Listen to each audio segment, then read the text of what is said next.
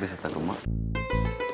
মামি মামি এটা দিছে আমাকে, মামি দিয়ে বলছে যে আমার তো আসলে একটু ওই চোখে ঠাকুর ঠাকুর কম পাই, তো এটা বলছে এটা খেয়ে নাকি যেতে হয় বাসর ঘরে। আমি আবার মনে মনে একটা সিদ্ধান্ত নিয়েছি যে আমি বিয়ের পরে কিছু খাইলে পুরোটা আমি খাবো না, অর্ধেক অর্ধেক খাবো। আমি অর্ধেক আর তুমি অর্ধেক।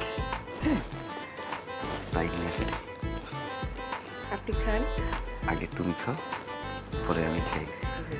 আপনি তো মেহমান, আসলে মেহমানরা আগে খায়। মামিকে দেখছি মেহমানরা আগে খাওয়ায়, মেহমানরা খায় পরে আমার। আগে তুমি খাও, পরে আমার।